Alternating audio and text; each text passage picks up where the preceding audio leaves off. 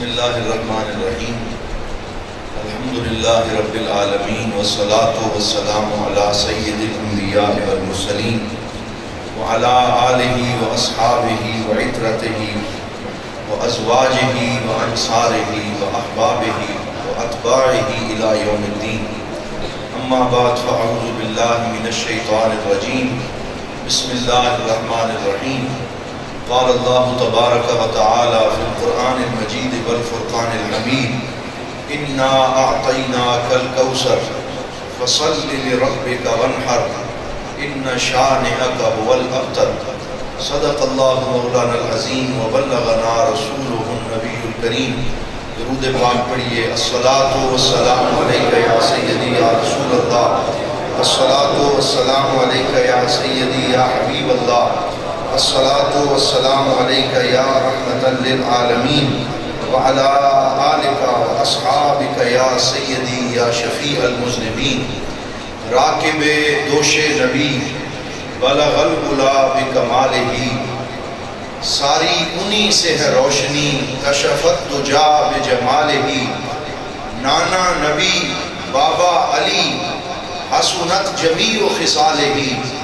یعنی حسین ابن علی صلو علیہ وآلہ۔ لائق صد عزت و تکریم زینت مسند صدارت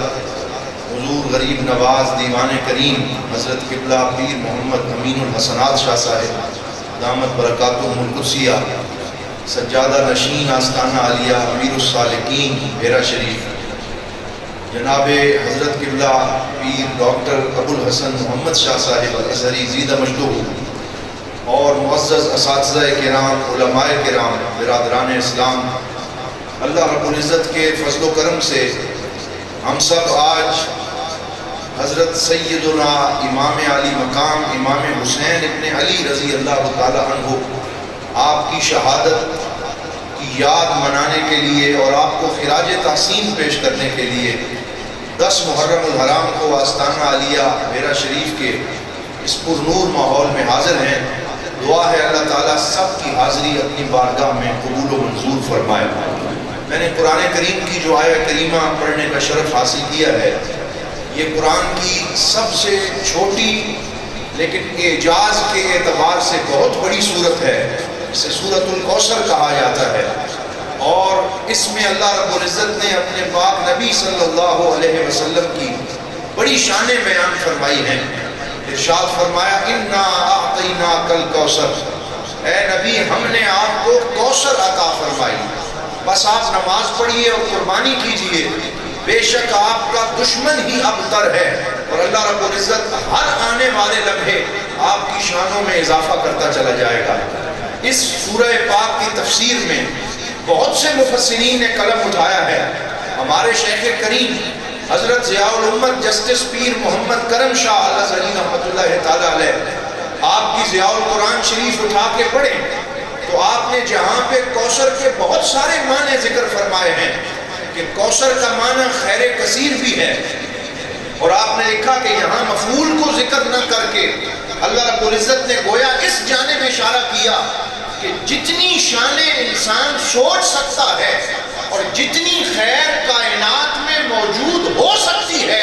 اللہ رب العزت نے ساری خیر جمع کر کے اپنے پاک نبی کی جھولی میں ڈال دی ہے۔ ساری شانیں اپنے نبی صلی اللہ علیہ وسلم کو عطا فرما دی ہیں، اور آپ نے یہ بھی لکھا حضرت عبداللہ ابن عباس رضی اللہ تعالیٰ عنہ کے حوالے سے کہ کوثر سے مراد وہ نہر ہے جو قیامت کے دن جس میں سرکار دو عالم صلی اللہ علیہ وسلم کی شان ظاہر ہوگی، اور اس نہر کے اوپر جو سونے کے پیالے ہوں گے وہ مثل نجوم السماء، آسمان کے ستاروں جتنے ہوں گے، اور اس دن سرکار دو عالم صلی اللہ علیہ وسلم جام بھر بھر کے خود اپنے غلاموں کو پلا رہے ہوں گے۔ یہ شان بھی بیان فرمائی۔ مختلف معانی ذکر کرنے کے بعد حضور ضیاء الامت رحمۃ اللہ تعالیٰ علیہ رقم تراز ہیں، آپ فرماتے ہیں کوثر کا ایک معنی یہ بھی ہے وَهُوَ أَوْلَادُ الرَّسُولِ صلی اللہ علیہ وسلم من صلب علی والسیدہ فاطمہ رضی اللہ تعالی عنہ۔ فرمایا کوثر کا ایک معنی یہ بھی ہے کہ اللہ رب العزت نے اپنے پاک نبی کو جو بیٹے عطا فرمائے بچپن میں ہی وہ لے لیے، حضرت عبداللہ کو بھی لے لیا، حضرت قاسم کو بھی لے لیا، حضرت ابراہیم کو بھی اپنے پاس بلا لیا،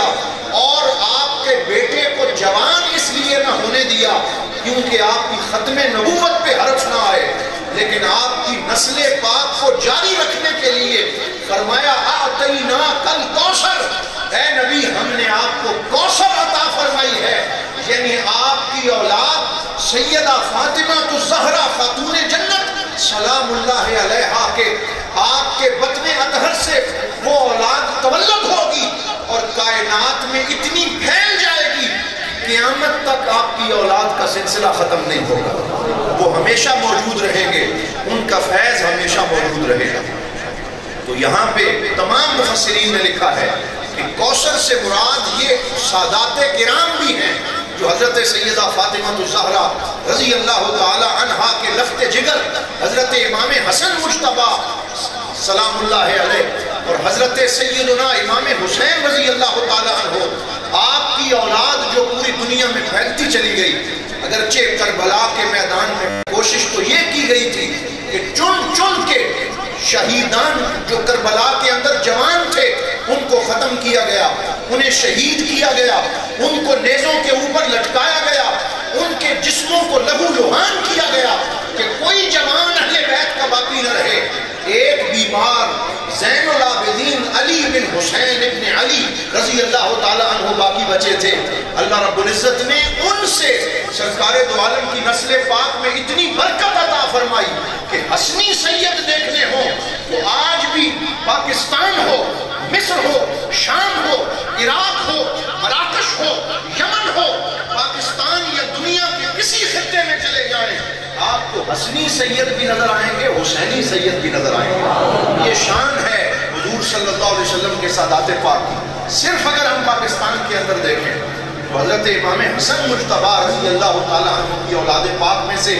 ہمیں لاہور میں ایک ستارہ چمکتا ہوا نظر آتا ہے جن کا نام حضرت سیدنا علی بن عثمان داتا علی حجویری رحمت اللہ تعالیٰ علیہ ہے۔ آپ امام حسن مجتبیٰ کی آل سے ہیں۔ پھر دیکھیں تو حضرت خواجہ معین الدین حسن سنجری غریب نواز رحمت اللہ تعالیٰ علیہ، آپ امام حسن کی اولاد میں سے ہیں۔ پھر دیکھیں تو حضور غوث پاک حضرت پیر سید عبد القادر جیلانی رحمت اللہ تعالیٰ علیہ، غوث سمدانی، قطب ربانی، شہباز لامکانی، آپ اپنے والد کی طرف سے حسنی ہیں، اپنی والدہ کی طرف سے حسینی ہیں۔ تو اس طریقے سے اللہ رب العزت نے ایسا گلستان سجایا ہے، اہل سنت والجماعت کو ایسے صاحبان عطا فرمائے ہیں، آپ کسی شہر میں چلے جائیں آپ کو ستاروں کی طرح روشن اور دمکتے ہوئے سادات کرام اور حضور صلی اللہ علیہ وسلم کی آل پاک کے یہ شہزادے نظر آئیں۔ پھر میں یہ بھی عرض کرنا چاہوں گا آج کے دن کہ حضرت امام علی مقام کی زندگی کے جو فیزز ذکر کیے گئے ہیں وہ 3 مراحل ہیں جن کو مورخین نے لکھا ہے۔ ایک مرحلہ وہ ہے جو آپ کی ولادت مطہرہ سے لے کر 6 سال کی عمر تک ہے، یعنی جب تک سرکار دو عالم صلی اللہ علیہ وسلم ظاہری طور پہ جلوہ فرما رہے، اور یہ ایسا دور ہے جب حضرت امام حسین اور حضرت امام حسن رضی اللہ تعالیٰ عنہما اپنے نانا جان کی محبتیں سمیٹ رہے تھے۔ کبھی کندھوں پہ سواری فرماتے ہیں تو کبھی ان کو سرکار اپنی زبان مبارک چسواتے ہیں، کبھی سرکار مدینہ صلی اللہ علیہ وسلم انہیں قرآن کی تلاوت اپنے زبان فیض ترجمان سے کرواتے ہیں، کبھی انگلی پکڑ کے چلنا سکھاتے ہیں، کبھی حضور انہیں اپنی کملی اور اپنے دامن میں لے کے اپنے پاس آرام کرواتے ہیں، کبھی حضور صلی اللہ علیہ وآلہ وسلم ان کی محبت کا بڑی محفل میں اظہار فرماتے ہیں اور فرماتے ہیں الحسن والحسین سیدا شباب اہل الجنہ، یہ جنتی جوانوں کے سردار ہیں، ان کی شہادت کے احوال ذکر فرماتے ہیں۔ یہ وہ دور ہے جب صحابہ اور پوری دنیا کو حضور نے امام حسن اور حسین کی عقیدت اور ان کی عظمت کا گواہ بنایا۔ اس مرحلے کو بھی ذکر کیا جاتا ہے، اور ایک مرحلہ وہ ہے جو آپ کی شہادت کے 2 سال کے وہ حوادث ہیں اور وہ واقعات ہیں جو کہ آپ کی کل عمر 58 سال تھی، تو 57 اور 58 سال کے وہ 2 سال ان کو بھی بیان کیا جاتا ہے، ابتدائی 6 سالوں کو بھی بیان کیا جاتا ہے، لیکن درمیان میں حضرت امام حسین رضی اللہ تعالیٰ عنہ کی زندگی کی 50 سالہ جو عرصہ ہے، جس میں آپ دور خلفائے راشدین میں زندہ رہے، موجود رہے، جلوہ فرما رہے، خلفائے راشدین کی محفلوں میں آتے جاتے رہے، مسجد نبوی کی رونق رہے، صحابہ کرام کی آنکھوں کی ٹھنڈک رہے، صحابہ کرام کے ادب اور احترام اور عقیدتوں کو وصول کرتے رہے، بہت کم مورخین نے اور واعظین نے اس پہ روشنی ڈالی ہے۔ لوگ اس پورے حصے کو جو 50 سالہ زندگی کا عرصہ بنتا ہے اسے بول کر جاتے ہیں، اسے بیان ہی نہیں کرتے۔ حالانکہ مورخین نے لکھا ہے، البدایہ والنہایہ میں علامہ ابن کثیر رحمۃ اللہ تعالیٰ علیہ نے لکھا ہے کہ اس پورے 50 سالہ عرصے میں 4 چیزیں ایسی ہیں جو ہمیں ان دونوں شہزادوں کی زندگی میں مشترک نظر آتی، وہ قدریں مشترک ہے۔ سب سے پہلی چیز یہ ہے کہ اس 50 سالہ دور میں دونوں شہزادے جو خلفائے راشدین کے، وہ 30 سالہ دور تو صرف خلفائے راشدین کا بن جاتا ہے، تو اس کے اندر ہر نماز میں مسجد نبوی میں باجماعت تشریف لاتے تھے۔ دونوں شہزادے ہر نماز میں مسجد نبوی میں باجماعت تشریف لاتے، کبھی نماز کا ناغہ نہ فرمایا، کیونکہ نماز کا سبق ان شہزادوں کو خود رسول خدا دے کے گئے تھے، خود علی المرتضیٰ رضی اللہ تعالیٰ عنہ آپ دے کے گئے تھے۔ ایک تو نماز کی پابندی اور مسجد نبوی میں تشریف لانا، اور اسی میں یہ واقعہ بھی پیش آیا جو تاریخ میں موجود ہے کہ حضرت سیدنا بلال حبشی جو سفر کر کے شام چلے گئے تھے، اور انہوں نے کہا اب مجھ سے مدینہ پاک میں آذان نہیں دی جاتی، اب میں یہاں نہیں رہ سکتا، کیونکہ ہر نماز پہ مجھے میرے مدنی کریم آقا کا چہرہ نظر نہیں آئے گا، حضور کے جلوے نظر نہیں آئیں گے۔ اپنے بچوں کو ساتھ لے کے شام چلے گئے، اور پھر حضور صلی اللہ علیہ وسلم نے حضرت عمر کے دور خلافت میں خواب میں جلوہ فرمائی، زیارت عطا فرمائی، اور فرمایا ما ہذہ الجفوۃ یا بلال، اے بلال یہ کیا بے وفائی ہے کہ تو ہمیں ملنے نہیں آتا، تو ہماری ملاقات کے لیے نہیں آتا۔ اس سے یہ بھی پتہ چلتا ہے کہ کوئی یہ نہ سمجھے کہ سرکار دو عالم صلی اللہ علیہ وسلم کے پاس ہم جاتے ہیں تو حضور کو خبر نہیں ہوتی، بلکہ سرکار کو عاشقوں کے آنے کی خبر بھی ہوتی ہے، اور جو نہ آئے حضور صلی اللہ علیہ وسلم خود نظر کرم فرما کے اسے بلوا بھی لیتے ہیں۔ تو حضور نے فرمایا تم آتے کیوں نہیں ہو؟ مشہور واقعہ ہے، حضرت بلال رضی اللہ تعالیٰ عنہ حاضر ہوئے، اور جب حاضر ہوئے تمام صحابہ کرام نے عرض کیا اے ہمارے بھائی بلال وہی آذان دیں جو حضور صلی اللہ علیہ وسلم کے دور میں دیتے تھے، پھر ہمیں وہی آذان سنائیں جو سرکار کے دور میں دیا کرتے تھے۔ تو آپ فرماتے مجھ سے یہ کام اب نہیں ہوتا، کیونکہ مجھے حضور صلی اللہ علیہ وسلم کی سامنے زیارت نہیں ہوگی۔ تو اس وقت حضرت عمر فاروق رضی اللہ تعالیٰ عنہ نے فرمایا تھا میں ایسی ہستیوں کو جانتا ہوں ہماری بات تو یہ نہیں مان رہے، لیکن اب میں ان کو بلواؤں گا، وہ بلال سے کہیں گے تو حضرت بلال فوراً آذان دیں گے۔ تو حضرت عمر نے کس کو بلوایا تھا؟ اٹھا کے دیکھیں تاریخ، حضرت امام حسن کو بلوایا، حضرت امام حسین کو بلوایا، دونوں شہزادے آئے، اور دونوں نے آ کے حضرت بلال رضی اللہ تعالیٰ عنہ سے فرمایا اے بلال وہی آذان سناؤ جو ہمارے نانا جان کو سنایا کرتے تھے۔ تو حضرت بلال حبشی ان کے سامنے انکار نہ کر سکے، پھر منارے پہ چڑھے، پھر مدینے میں وہی آذان گونجی جو حضور صلی اللہ علیہ وسلم کی ظاہری حیات میں گونجتی تھی، اللہ اکبر اللہ اکبر، یہ صدائے عشق جب بلال حبشی رضی اللہ تعالی عنہ سیدنا بلال آپ نے بلند کی تو اس وقت صحابہ حضرت انس بن مالک فرماتے ہیں ضجت المدینہ، مدینہ پاک میں شور و غل بپا ہو گیا جب حضرت بلال نے فرمایا اشہد ان لا الہ الا اللہ، خرجت النساء والصبیان، تو گھروں سے عورتیں اور بچے بھی نکل آئے، اور سارے پوچھتے تھے اب بعث رسول اللہ، کیا پھر سے حضور صلی اللہ علیہ وسلم تشریف لے آئے ہیں کہ آج بلال پھر جو ہے وہ مدینے میں آذان دے رہے ہیں۔ تو یہ حضرت امام حسن اور حسین کا وہ دور ہے جس میں صحابہ کرام سے محبتوں کا اظہار ہوتا ہے۔ کبھی حضرت امام حسن تشریف لاتے ہیں، بخاری شریف میں حدیث ہے، اور آ کے فرماتے ہیں حضرت سیدنا ابوبکر صدیق سے کہ یہ ہمارے نانا جان کا منبر ہے، آپ نیچے اتر آئیے۔ ابھی بچے تھے، محبت کے اظہار میں ایسے فرمایا تو حضرت سیدنا صدیق اکبر روتے ہوئے نیچے اترے، حضرت امام حسن کو اٹھایا، اٹھا کے پھر منبر پہ تشریف فرما ہوئے، اپنی گود میں بٹھایا اور گود میں بٹھا کے فرمایا ما انبت الشعر علی رؤوسنا الا ابوکا، فرمایا ابو بکر کے سر پہ جو بال اگے ہیں یہ بھی آپ کے نانا جان کی برکت سے اگے ہیں، یہ منبر بھی آپ کا، یہ دین بھی آپ کا، ساری عظمتیں اور حرمتیں بھی آپ کی، اور آپ کے صدقے اللہ رب العزت نے دین کی یہ نوکری ہمیں عطا فرمائی ہے۔ اور اسی طرح حضرت سیدنا عمر فاروق رضی اللہ تعالیٰ عنہ، آپ جب مال غنیمت تقسیم فرماتے تو مختلف کیٹیگری حضرت عمر نے بنا رکھی تھی، سب سے بڑا حصہ ازواج مطہرات کو دیا جاتا اور بدری صحابہ کو دیا جاتا، پھر اس کے بعد جن دیگر صحابہ کرام نے غزوات میں شرکت فرمائی انہیں دیا جاتا، اس کے بعد عام دیگر صحابہ کو حصہ دیا جاتا۔ اس وقت حضرت سیدنا عمر فاروق مال غنیمت میں سے جو حصہ حضور کی ازواج مطہرات کو اور 313 بدری صحابہ کو دیتے تھے، اتنا ہی حصہ حضرت امام حسن کو بھی دیتے تھے، حضرت امام حسین کو بھی دیتے تھے۔ تو ایک دفعہ حضرت عبداللہ ابن عمر جو بیٹے تھے انہوں نے عرض کر لیا کہ اے امیر المومنین، بابا جان ہم بھی تو شہزادے ہیں، آپ کے بیٹے ہیں، تو آپ ان کو اتنا حصہ کیوں عطا فرماتے ہیں؟ تو حضرت سیدنا عمر فاروق رضی اللہ تعالیٰ عنہ نے کیا فرمایا؟ فرمایا جاؤ نہ ذرا ان جیسا نانا تم بھی لے کے آؤ، ان جیسا بابا تم بھی لے کے آؤ، ان جیسی والدہ تم بھی لے کے آؤ، ان کی جو شان ہے وہ اور کسی کی نہیں ہے۔ اور صحابہ کرام نے ساری زندگی اہل بیت اطہار کی غلامی کی ہے۔ ایک اور بات محبت کی، کیونکہ میرے پاس فلسفہ شہادت کے حوالے سے گفتگو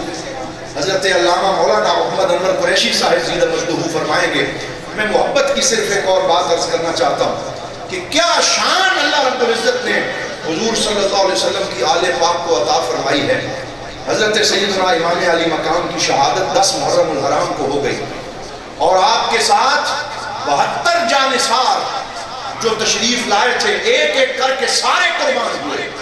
اور ان میں حضرت ابو بکر بن علی بھی تھے، حضرت عمر بن علی بھی تھے، حضرت عثمان بن علی بھی تھے، یہ سارے حضرت عباس علمدار کے بھائی تھے، حضرت علی کے بیٹے تھے، اور حضرت امام حسین کے بھائی تھے کہ جو اس میں شہید ہوئے، اور ان کے نام حضرت علی شیر خدا نے صحابہ کرام اور خلفاء کے ناموں پر رکھے تھے۔ ان کی آپس میں محبت کا عالم یہ تھا۔ اور پھر حضرت عون محمد شہید ہوئے، حضرت قاسم بن حسن جو حضرت امام حسن مجتبی کی نشانی تھے وہ شہید ہوئے، حضرت حر شہید ہوئے، اور باری باری ساری اپنی محبتوں کا خراج پیش کرتے رہے۔ آخر میں حضرت امام علی مقام شہید ہوئے، اور یہ پورا واقعہ شہادت ایسا ہے جو پھر سے امت مسلمہ کی رگوں میں جرأت و بہادری کا خون دوڑاتا ہے، اور ہمیں ظالموں کے سامنے سینہ سپر ہونے کا حوصلہ دیتا ہے، ہمیں جبر کے سامنے ڈٹ جانے کی ہمت دیتا ہے۔ لیکن اس کے ساتھ ساتھ اس میں یہ ہمارے لیے عبرت اور نصیحت بھی موجود ہے کہ حضرت امام علی مقام ظاہری طور پہ جسم شریف کربلا میں رہ گیا، اور آپ کا سر انور پہلے شام آیا، شام سے خراسان آیا، اور 200 سال کے بعد خراسان سے مصر کے بادشاہ نے طلب کیا، المعز لدین اللہ جس کا نام تھا، وہ فاطمی بادشاہ تھا، اس نے ایران والوں سے کہا سب کچھ لے لو، خزانے لے لو، مولا امام حسین رضی اللہ تعالیٰ عنہ کا سر انور ہمیں دے دو، ہم مصر میں ان کا روضہ بنائیں گے، یہاں ان کا مشہد بنائیں گے۔ المقریزی نے اپنی کتاب المواعظ والاعتبار فی ذکر الخطط والآثار اس میں پورا واقعہ لکھا ہے کہ جمادی الثانی کے مہینے میں حضرت امام علی مقام کا سر انور سونے کے تشت میں رکھ کر خراسان سے جس دن مصر لایا گیا وہ شعبان کا مہینہ تھا اور 4 تاریخ تھی، اور اس دن پورا مصر گلیوں بازاروں میں نکل آیا، کوئی چھتوں پہ چڑھے ہوئے تھے، اور وہی منظر تھا جو منظر اس دن بنا تھا جس دن مدینے میں رسول اللہ صلی اللہ علیہ وسلم کا استقبال کیا گیا تھا، وہی منظر تھا، اور حضور کے نواسے کا استقبال اس دن مصر میں کیا گیا، اور 200 سال کے بعد بھی آپ کے سر انور اور داڑھی مبارک سے نور کی لائٹیں نکل رہی تھی، شعائیں نکل رہی تھی، اور آپ کے چہرے اور ماتھے سے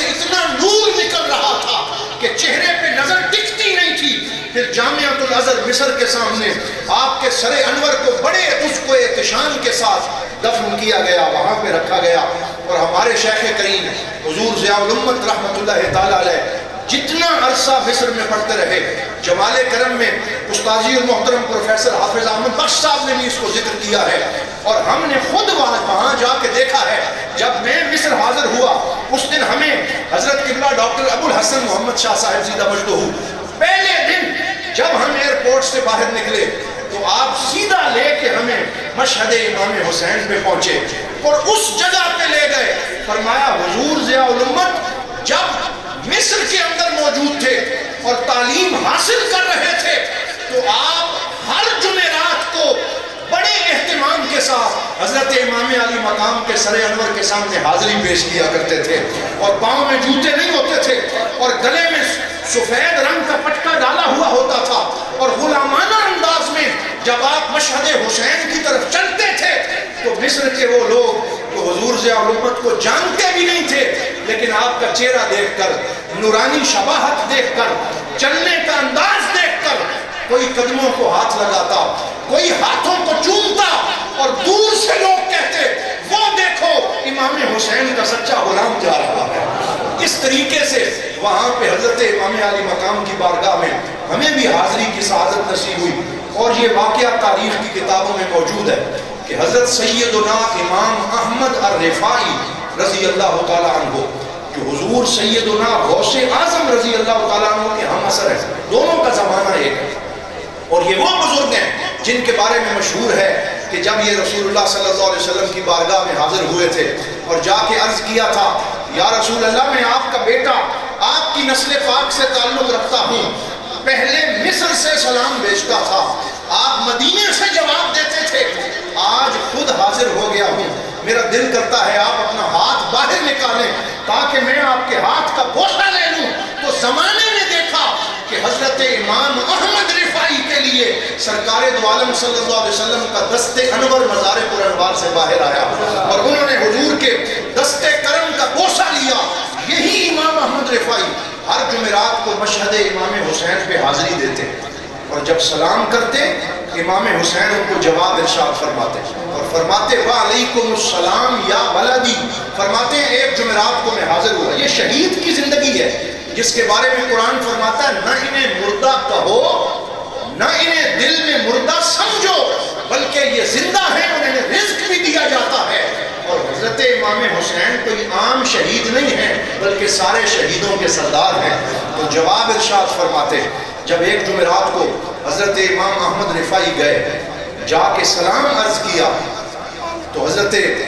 امام علی مقام کی طرف سے جواب نہ سنا، پریشان ہو گئے کہ شاید مجھ سے کوئی غلطی ہو گئی، اس دفعہ جواب کیوں نہیں سنا۔ اگلی جمعرات کو جب پھر حاضر ہوئے، فرماتے ہیں حالت کشف کے اندر حضرت امام علی مقام نے مجھے ارشاد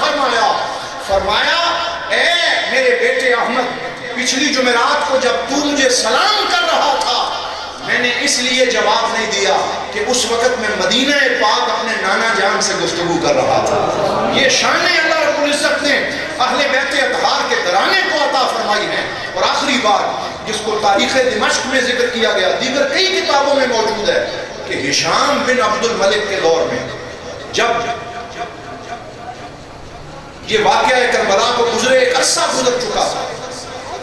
اور ہشام بن عبد الملک یہ یزید کے خاندان سے تعلق رکھتا تھا، اور یزید کے بعد 5واں یہ خلیفہ بنتا ہے جو خلیفۃ المسلمین تھا۔ تو یہ شام سے چل کے بہت بڑے قافلے کے ساتھ حج کرنے کے لیے پہنچا، اور جب حج کرنے پہنچا تو وہاں سارے سفید لباس میں ملبوس طواف کر رہے تھے، بہت زیادہ رش تھا۔ بڑی کوشش کی گئی کہ وہ حجر اسود کا بوسہ لے سکے، لیکن رش اتنا زیادہ تھا، اتنا ہجوم تھا کہ اسے حجر اسود کے قریب جانے کا موقع نہ ملا۔ وہ ایک ٹیلے پہ چڑھ کے وہ منظر دیکھنے لگا کہ ابھی رش کم ہوگا تو پھر میں بھی حجر اسود کا بوسہ لوں گا۔ اتنے میں ایک طرف سے آواز آئی، لوگوں راستہ چھوڑ دو، امام حسین کے بیٹے امام زین العابدین تشریف لا رہے ہیں، وہ حاضری دینے آ رہے ہیں، حجر اسود کا بوسہ لینے آ رہے ہیں۔ جہاں جہاں تک آواز پہنچی راستے بنتے گئے، نگاہیں جھکتی گئیں، اور عشق و سرور کے اندر لوگ ان کے چہرے کا دیدار کرتے گئے۔ آپ نے کالے رنگ کا امامہ پہنا ہوا تھا، سر جھکایا ہوا تھا، اور حج کے مجمع میں چلتے ہوئے حجر اسود تک پہنچے، بڑے ادب اور احترام سے بوسہ لیا، طواف کیا۔ تو ہشام بن عبد الملک نے طنز کرتے ہوئے، حالانکہ وہ جانتا تھا، اس نے پوچھا من ھذا، یہ کون ہے؟ حالانکہ وہ جانتا تھا کہ آپ کون ہیں۔ تو فرزدق جو اس کا درباری شاعر تھا، اس نے،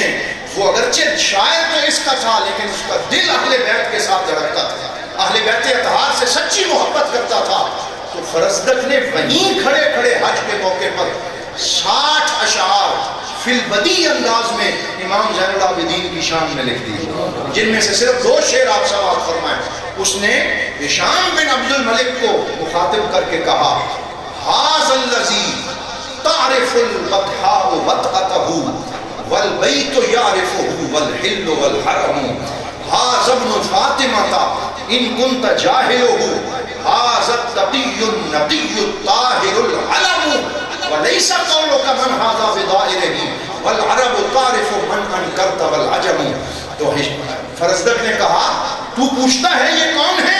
ھذا الذی تعرف البطحاء وطأتہ، یہ وہ ہیں کہ بطحاء کی جس وادی پہ یہ چلتے ہیں،